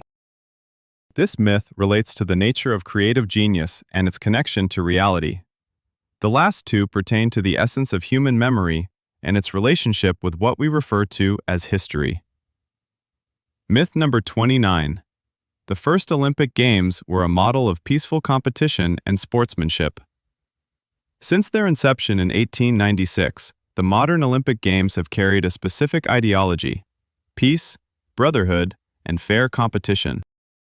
Their founder, Baron Pierre de Coubertin, was inspired by the image of the ancient Greek Olympic Games as a time of sacred truce, when city-states laid down their arms for sporting contests. The ideal picture? Athletes from warring city-states compete under unified rules, with war giving way to sport. This portrayal is heavily romanticized. Let's begin with the Olympic truce, Ekacheria. It did indeed exist. However, it did not imply a complete cessation of wars. It signified the protection of routes to Olympia and the right of athletes and pilgrims to safely reach the games and return. Wars continued nonetheless. The Spartans once violated the truce and were fined 200,000 drachmas. They paid the fine and continued to fight. Participation in the Olympic Games was strictly limited. Only free men who spoke Greek were allowed. Women were not only banned from competing, but also prohibited from attending the Games under penalty of death. At least, this is what some sources claim, although the reality of this prohibition is debated. Slaves were excluded. Non-Greeks were not allowed to participate. The nature of the competitions was far harsher than its idealized image. Pankration, one of the main events, was a brutal combat sport where almost anything was permissible except biting and eye gouging. Competitors sometimes died. Nevertheless, those who managed to choke their opponents were declared victors. Winning at the Olympic Games carried enormous political and commercial weight. The victor returned home a hero, statues could be erected in their honor, and their city would bestow generous monetary rewards. Professionalism, which Coubertin so ardently opposed in the modern Olympic movement, was the norm in antiquity. Athletes trained professionally and were sponsored by their cities. The Games did not cease because the Olympic Brotherhood had faded. They were banned in the late 4th century AD by Emperor Theodosius I as a pagan cult. The Games were inseparable from religious worship of Zeus. This was an administrative religious decision, not a symbol of spiritual decline. Coubertin established the modern Olympics, inspired by the myth of ancient Olympia, and this myth served him well. However, it was still a myth. The real ancient games were much harsher, politically charged, and significantly less universal than their contemporary representation. This does not diminish the value of the modern Olympics. It reminds us that sometimes a beautiful idea holds more importance than historical accuracy. Coubertin did not create a restoration. He initiated a new tradition inspired by an idealized image. This is acceptable, as long as we understand it. This myth reflects our need for beautiful precedents for our modern ideas. The last myth pertains to our yearning for something greater. Myth number 30. Alchemists were mad charlatans engaged in meaningless experiments. Alchemists. Figures that provoke a condescending smile from the contemporary educated individual. These were people who spent their lives searching for the philosopher's stone and the elixir of immortality, two things that are fundamentally impossible. They were, if you will, the precursors to chemistry, but only in the sense that science sometimes arises from misconceptions. Was their work essentially fruitless? First, let's clarify that alchemy was not a marginal activity, but rather an intellectual mainstream of its era. It was pursued by some of the brightest minds of the Middle Ages and the Renaissance. Roger Bacon, Paracelsus, essentially the founder of toxicology, Jan Baptista van Helmont, a pioneer in gas chemistry who discovered carbon dioxide and other gases, and Robert Boyle, one of the founders of modern chemistry who formulated the ideal gas law, was a practicing alchemist. And finally, the most revealing name, Isaac Newton. Newton, a symbol of the scientific revolution, the creator of classical mechanics, and the author of Mathematical Principles of Natural Philosophy, was one of the most serious practical alchemists of his time. He wrote over 1 million words on alchemy, more than on physics and mathematics combined. His alchemical manuscripts, intentionally unpublished during his lifetime, are kept in Cambridge and Jerusalem. Historian Keynes, who studied them in 1936, remarked, "Newton was not the first scientist of the Enlightenment. He was the last great magician." Newton sought the philosopher's stone. He experimented with mercury for decades, likely slowly poisoning himself and affecting his behavior in his later years. He corresponded with alchemists across Europe. He studied the Bible, searching for cryptic indications of alchemical knowledge. How does this relate to the image of the rational Newton? This is the true Newton, a man in whose mind new science and ancient wisdom coexisted without being perceived as contradictory. For Newton, alchemy was not superstition, but another method of exploring nature. This helps clarify something significant about the scientific revolution as a whole. It was not a clean break from the past. It grew from the same soil, from natural philosophy, from alchemy, from astrology. The distinction between science and pseudoscience has been drawn retrospectively, only after some methods proved fruitful while others did not. Furthermore, alchemists made genuine discoveries. Paracelsus employed mercury to treat syphilis. It's toxic but effective in small doses. Alchemical experiments with various substances led to the discovery of phosphorus, antimony, and bismuth. The distillation, melting, and crystallization techniques developed by alchemists transitioned directly into early chemistry. Alchemy was not without purpose. It posed a question that was poorly framed, yet employed real techniques that yielded authentic side results. This is not the definition of madness. It embodies the definition of science in the making. The final image to hold on to is one of Newton in his laboratory, surrounded by flasks of mercury, deciphering Jewish mystical texts, and recording the outcomes of metal melting experiments. Nearby on the table lie the manuscripts of Principia. He sees no contradiction. For him, it is a singular search, to understand the laws governing the world. He seeks everywhere. Some of his inquiries lead to celestial mechanics, others lead to mercury vapors and contaminated blood. He is mistaken in his alchemical pursuits, yet his mistakes are those of a seeker. This is more honorable than the correctness of those who do not search. 30 stories. 30 moments when the familiar map of reality turned out to be drawn on the reverse side of another map, one that no one had bothered to flip over. What links all these revelations together? Not malice or widespread ignorance. They are united by something more human: the desire to simplify. The wish to have a clear image, a hero without flaws, a villain without justifications, an inventor without predecessors, an era without nuances. We create myths not out of spite. We forge them out of a need for order.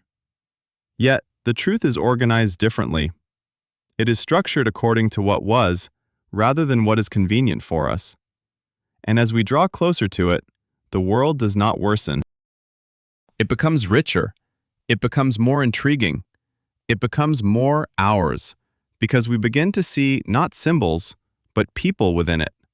The real Newton with his alchemy feels closer to us than the sculpted Newton of the scientific revolution. The real Churchill, who experienced fear, resonates more than the indomitable iconic figure. The actual Florence Nightingale, with her data charts, inspires just as much as the woman with the lamp. History is not a wax figure museum.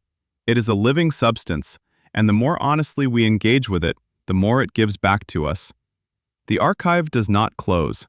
It continues to function.